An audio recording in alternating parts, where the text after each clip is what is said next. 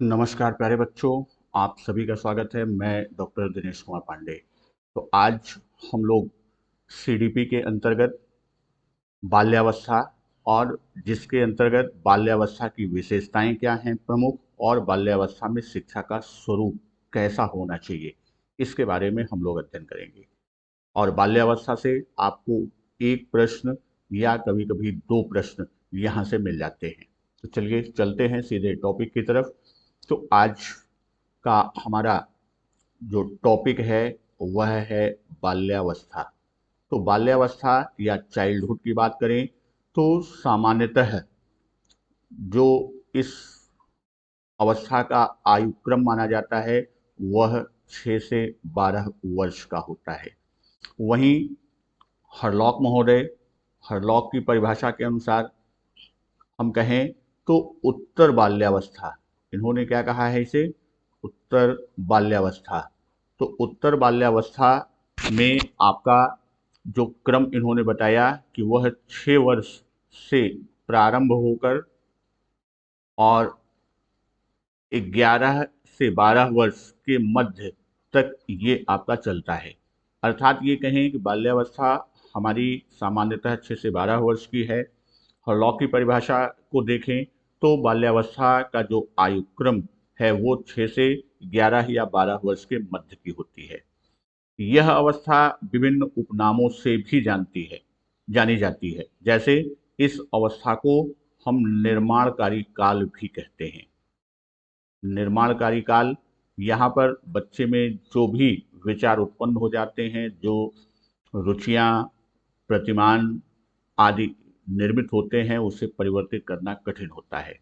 निर्माणकारी काल के साथ साथ इस अवस्था में ये कहा जाता है कि ये शिक्षा आरंभ करने के लिए सबसे अधिक उपयुक्त आयु होती है।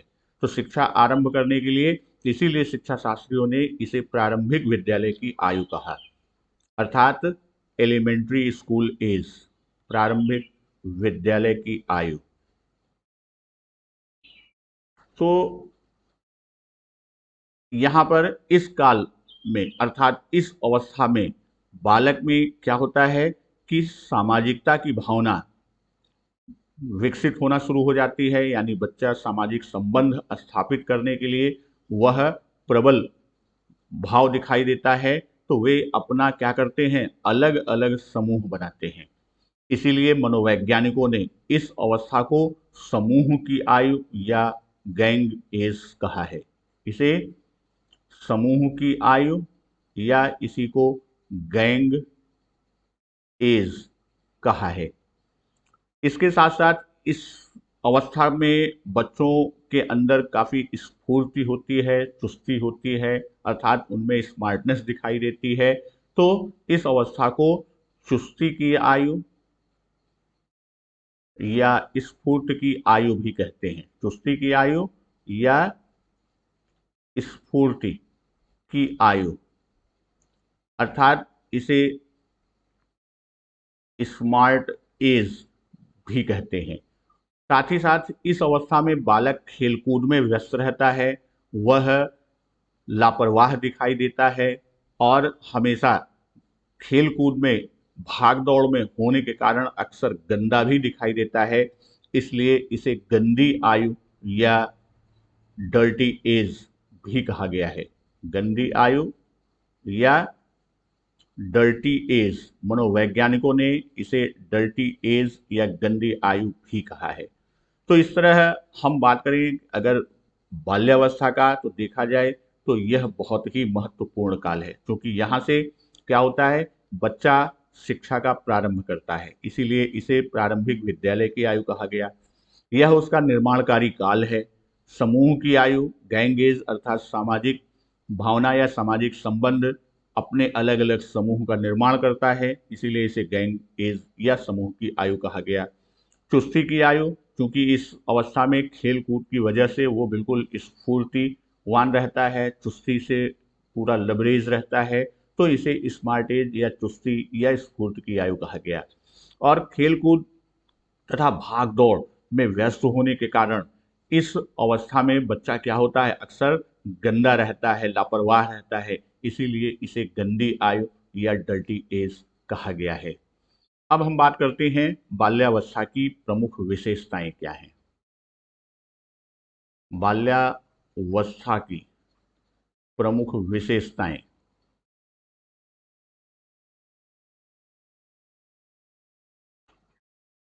जब हम बाल्यावस्था की प्रमुख विशेषता में चलते हैं तो जो पहला बिंदु या पहली विशेषता की बात करते हैं, शारीरिक और मानसिक विकास में स्थिरता। पहली विशेषता शारीरिक एवं मानसिक विकास में स्थिरता। मानसिक विकास में स्थिरता अर्थात यहां पर हम कह सकते हैं कि स्टेबिलिटी हो जाती है किसमें, फिजिकल और मेंटल ग्रोथ में। तो यहाँ शारीरिक और मानसिक विकास में जब स्थिरता की बात करते हैं तो वास्तव में स्थिर का आशय ये नहीं है कि ये पूर्णतः बंद हो जाता है, बल्कि यहाँ पर क्या होता है, विकास की गति धीमापन आ जाता है। क्या आता है, धीमापन, या यूं कहें कि इसमें मंथरता आ जाती है। तो विकास की दृष्टि से अगर देखें तो इस अवस्था को दो भागों में बांटा गया। जो हमारा 6 से 12 वर्ष की अवस्था है, इसे दो भागों में बांटा गया। एक को कहा गया संचय काल और दूसरे को कहा गया परिपाक काल। एक संचय काल है और एक परिपाक काल है। तो संचय काल जो है वह 6 से 9 वर्ष की अवस्था है और परिपाक काल 10 से 12 वर्ष की अवस्था है। तो यहाँ संचय और परिपाक का कि शैशवावस्था और पूर्व बाल्यकाल अर्थात जो विकास हो जाता है वह प्राकृतिक नियमों के अनुसार उत्तर बाल्यकाल अर्थात ये जो आपकी 12 वर्ष उत्तर बाल्यकाल हरलॉक के अनुसार है, तो उसमें क्या होता है कि उसमें वह दृढ़ होना शुरू करता है। पहले संचय काल में क्या करता है, वह संचित करता है और फिर दूसरी खंड में परिपाक काल में उसे वह दृढ़ता प्रदान करता है, अर्थात उनकी जो चंचलता है शैशव काल की अपेक्षा कम हो जाती है, वो स्थिर दिखाई देने लगता है और वयस्कों के समान व्यवहार करते दिखाई देता है। इसीलिए रॉस महोदय ने बाल्यावस्था को मिथ्या परिपक्वता का काल कहा। इसे क्या कहा, रॉस महोदय ने बाल्यावस्था को मिथ्या परिपक्वता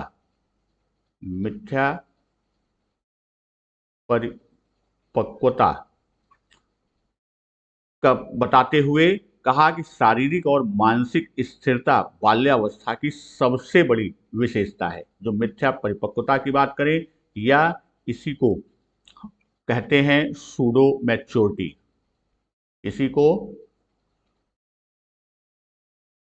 सूडो मैच्योरिटी। कभी कभी मिथ्या परिपक्वता के स्थान पर सीधे सीधे पूछ लेता है कि सूडो मैच्योरिटी किसने कहा, किस अवस्था को कहा गया, किस काल को कहा गया, किसने किसके द्वारा कहा गया। तो यहाँ से ये बहुत ही महत्वपूर्ण खंड है। तो सूडो मैच्योरिटी की बात, क्यों सूडो मैच्योरिटी कहा, क्योंकि वह ये परिपाक काल की स्थिति में वह वयस्कों के समान व्यवहार करने लगता है और उसमें एक भ्रम, एक मिथक आ जाता है, एक कि हम परिपक्व हो गए हैं। फिर दूसरी विशेषता की बात करते हैं, मानसिक योग्यताओं में वृद्धि। दूसरी विशेषता है मानसिक योग्यताओं में वृद्धि। तो यहाँ विकास की गति मंद होती है, लेकिन मानसिक योग्यता में क्या होती है, मानसिक योग्यता में वृद्धि होती है। तो मानसिक योग्यता में जब हम वृद्धि की बात करते हैं तो यहाँ बालक में जो भी मानसिक संक्रियाएं हैं, संवेदना है, प्रत्यक्षण है, अर्थात वह संवेदित होने में, प्रत्यक्षीकृत करने में, उसकी स्मरण शक्ति आदि में क्या होता है, शक्ति का विकास द्रुत गति से होता है। का विकास कैसा होता है, इन सब का विकास अत्यंत द्रुत गति से होता है। तो यहाँ वस्तुओं के प्रति रुचि और अवधान बढ़ने लगता है। यहाँ हम कहें कि वस्तु के प्रति उसका रुचि व अवधान, रुचि व अवधान में वृद्धि होती है या बढ़ने लगती है। फिर तीसरी विशेषता की बात हम करें, बाल्यावस्था की जो प्रमुख तीसरी विशेषता है वह है जिज्ञासा की प्रबलता। तीसरी विशेषता क्या है? जिज्ञासा की प्रबलता। तो जिज्ञासा की प्रबलता की बात जब हम करते हैं, इंटेंसिटी इन क्यूरोसिटी की बात करते हैं, तो बालक जिन वस्तुओं के संपर्क में आता है, बालक जिस किसी भी वस्तु के संपर्क में आता है वो उसके बारे में जानना चाहता है। अब शैशवावस्था में क्या था? शैशवावस्था में उसकी जिज्ञासा किसी वस्तु के प्रति क्या जानने में थी, किंतु यही विशेष जिज्ञासा उसकी प्रवृत्ति बाल्यावस्था में आकर वह क्यों और कैसे जैसे प्रश्नों पर उसकी जिज्ञासा केंद्रित हो गई। तो अब यहाँ पर इस प्रवृत्ति, ऐसा क्यों है, ऐसा इसमें कैसे हुआ, इन चीजों के लिए तो रॉस ने बालक की इस प्रवृत्ति के संबंध में कहा है कि उत्तर बाल्यकाल में बालक ऐसी बातों के प्रति अत्यधिक जिज्ञासु, क्यूरियस होता है कि अमुक बातें कैसे होती हैं, यानी कोई भी बात कहेगी तो उसके बारे में वह क्यों का प्रश्न करेगा, ऐसा क्यों हुआ, अमुक चीज किस प्रकार कार्य करती है। जैसे यहां हम उदाहरण दें कि एक बालक होता है, खिलौना तोड़ता है। कोई बालक है, वह खिलौना, जो भी खिलौना उसके पास है वह उसे तोड़ता है। तो यहां पर ये खिलौने को तोड़ना जो है वह क्या प्रदर्शित कर रहा है? खिलौने को तोड़ना उसकी जिज्ञासा को प्रदर्शित कर रहा है, अर्थात वह जानना चाहता है कि ऐसा ये क्यों करता है खिलौना, या इसके अंदर ऐसा क्या चीज है, तो उसी के लिए वो खिलौने को तोड़ता है। तो यहाँ यह उसका नकारात्मक नहीं बल्कि सकारात्मक है, यानी उसके अंदर वह एक जिज्ञासा किस रूप में है? रचनात्मक रूप में है। अगली विशेषता की बात हम करते हैं कि आत्मनिर्भरता की भावना। अगली विशेषता जो हमारी है वह क्या है? आत्मनिर्भरता। बच्चे में आत्मनिर्भरता की भावना प्रबल होने लगती है। तो आत्मनिर्भरता की भावना जो प्रबल होती है उसमें शैशवावस्था की भांति बालक शारीरिक और दैनिक कार्यों के लिए पराश्रित नहीं रहता, या यूं कहते हैं कि पराश्रितता को कम करने लगता है और अपने व्यक्तिगत कार्य को स्वयं करने लगता है। फिर अगली विशेषता हमारी है, नेक्स्ट विशेषता, वो है रचनात्मक कार्यों में रुचि। बाल्यावस्था की जो अगली विशेषता है वह क्या है? रचनात्मक कार्यों में रुचि। तो रचनात्मक कार्यों में रुचि का आशय है कि बालक रचनात्मक कार्य करने में विशेष आनंद मिलता है। बालक को ऐसे कार्य, ऐसे का मतलब रचनात्मक कार्य करने में विशेष आनंद मिलता है। कार्य में उसे क्या होता है? उसे विशेष आनंद मिलता है। जैसे बगीचे में कार्य करना, लकड़ी, कागज या अन्य वस्तु की बात करें, अगर इस अवस्था के बालक को देखें तो घर में जितने भी हमारे वेस्ट मटेरियल पड़े होते हैं वह उनको इकट्ठा करके उनसे कुछ रचनात्मक कार्य करने की कोशिश करता है, अर्थात उनमें रचनात्मक कार्यों के प्रति विशेष रुचि होती है। अगली विशेषता इसकी है कि संग्रह प्रवृत्ति का विकास। संग्रह प्रवृत्ति का विकास, तो बालकों के अंदर संग्रह करने की प्रवृत्ति बहुत अधिक प्रबल होती है। तो यह रचनात्मक प्रकृति के साथ साथ संग्रह प्रवृत्ति भी जुड़ जाती है। तो यहाँ हम ये कह सकते हैं कि जो बच्चों में रचनात्मक कार्य प्रवृत्ति होती है उसके साथ साथ क्या होता है? वह संग्रह प्रवृत्ति भी जुड़ जाती है। तो इस संग्रह प्रवृत्ति के जुड़ने से वह और अधिक प्रभावी हो जाती है। बालक विशेष रूप से अगर आप देखें तो संग्रह करने के लिए पुराने चित्रों के लेगा, स्टाम्प को लेगा, यानी जो अब तो स्टाम्प का समय गया, हम लोगों के समय स्टाम्प इकट्ठा करते थे, बच्चे सिक्के इकट्ठा करते हैं, गुल्लक बनाते हैं, या विभिन्न बीजों को इकट्ठा करते हैं, विभिन्न प्रकार के टुकड़ों को इकट्ठा करते हैं। यानी उनकी जो ये संग्रह प्रवृत्ति है, यदि देखा जाए तो यह गणित के बहुत ही कठिन टर्म, जिसे हम आप कहते हैं वर्गीकरण या सारणीयन। तो अब यहाँ पर हम ये देखें कि बच्चा वर्गीकरण करना प्रारंभ करता है। जैसे सिक्का गुल्लक को फोड़ता है तो उसके अंदर के, चाहे वो सिक्के हों या नोट हों, वो क्या करता है, उन सिक्कों और नोटों को वर्गीकृत करता है। यानी उसके एक एक, पहले एक का सिक्का, दो का सिक्का, 5, 10, 20 इस तरह के सिक्के को अलग करेगा, फिर नोट को अलग करेगा, फिर सिक्कों पर बने चिन्हों के आधार पर उन सिक्कों को अलग करता है, उनकी साइज, यानी वह गुण के आधार पर विभिन्न वर्ग निर्मित कर रहा है, और यही प्रक्रिया वर्गीकरण। तो हमको आपको इनकी इसी प्रवृत्ति को लेकर शिक्षण कार्य में सहयोग लेना चाहिए।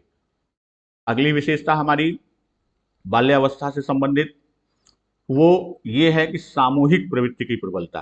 अभी तक वो क्या था, वह आत्म प्रेम की बात करता था, एकांतिक होता था।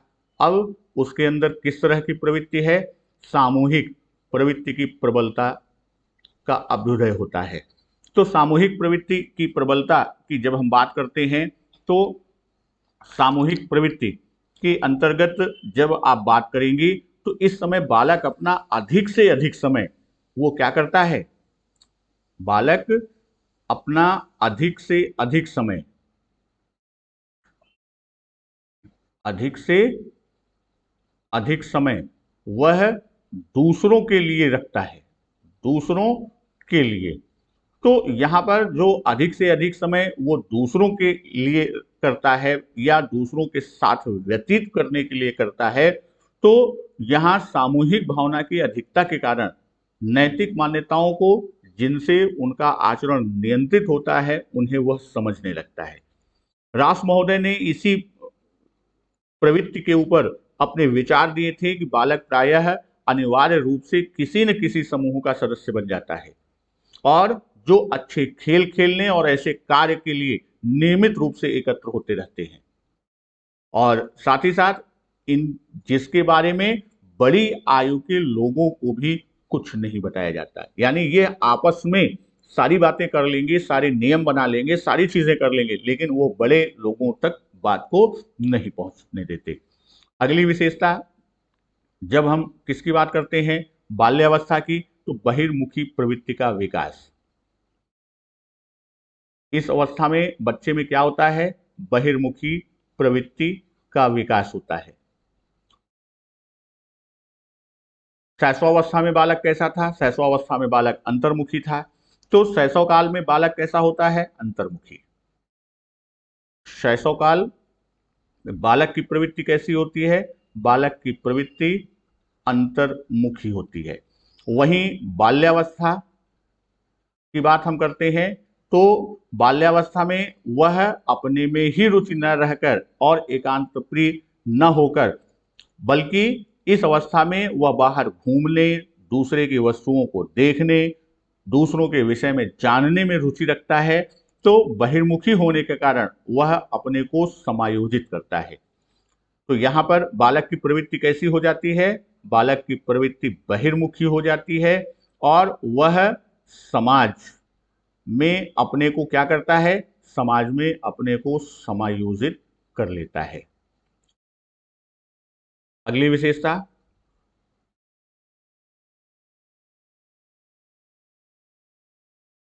सामूहिक खेलों में विशेष रुचि। अगली विशेषता आप हमारी है क्या, सामूहिक खेलों में विशेष रुचि। अब वह अकेले नहीं बल्कि सामूहिक रूप से खेलने में रुचि लेना शुरू कर देता है। तो यहाँ इस संबंध में कार्ल ग्रूस महोदय का कथन है। किसका, कार्ल ग्रूस महोदय ने अपना वक्तव्य दिया, अपना कथन दिया कि खेलों के द्वारा व्यक्ति या बालक अपने भावी जीवन की तैयारी करता है।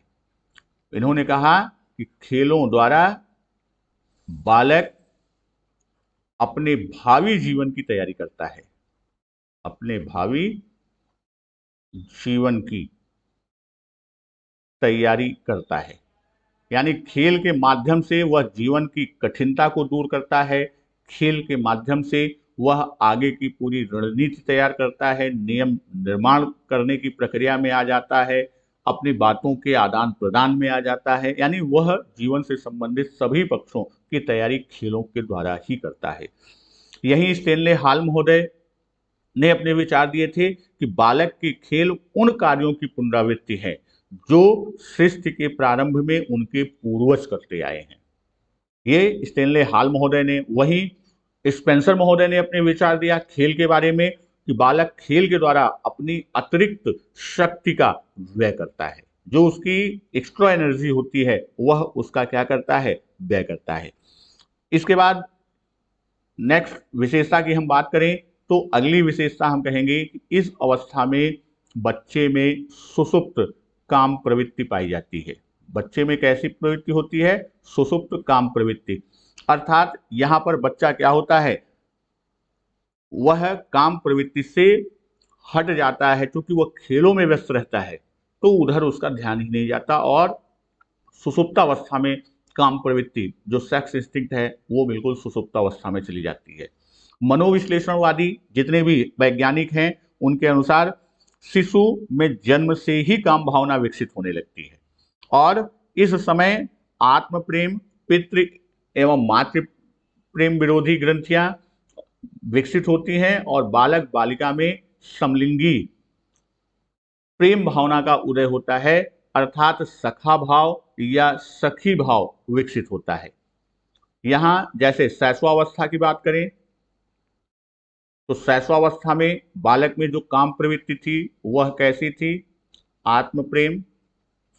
वहीं पूर्व बाल्यावस्था की बात करें, पूर्व बाल्यावस्था में उसमें कौन सी काम प्रवृत्ति से संबंधित होती थी, जिसे हम आप ऑडिपस और इलेक्ट्रा, ऑडिपस और इलेक्ट्रा काम ग्रंथि विकसित होती है। और बाल्यावस्था की बात हम करें उत्तर बाल्यावस्था में, तो उत्तर बाल्यावस्था में उसमें सखा भाव या सखी भाव, तो अर्थात हम ये कह सकते हैं सखा भाव या सखी भाव का, तो यहां पर उसमें समलिंगी भावना का विकास होता है। तो ये सुषुप्त काम प्रवृत्ति के अंतर्गत आता है। ये तो हमारी प्रमुख बाल्यावस्था की विशेषताएं हैं। इसके बाद यहां पर हम बात करें एक विशेषता और लेके चलते हैं कि वह विशेषता क्या है, वह है संवेगात्मक विकास का। बाल्यावस्था में संवेगात्मक विकास का, तो संवेगात्मक विकास की दृष्टि से, संवेगात्मक विकास की दृष्टि से ये क्या होता है, यह अनोखा काल होता है, या इसे हम कहते हैं यह कैसी, यह अनोखी अवस्था है संवेगात्मक विकास की दृष्टि से। बाल्यावस्था क्या है, अनोखा काल है या अनोखी इसमें विशेषता पाई जाती है। तो जब हम बाल्यावस्था के अंतर्गत बात करते हैं तो ये इसकी विशेषताओं में जाता है। उसके बाद अब हम बात करेंगे बाल्यावस्था में शिक्षा का स्वरूप कैसा होना चाहिए। बाल्यावस्था में शिक्षा का स्वरूप,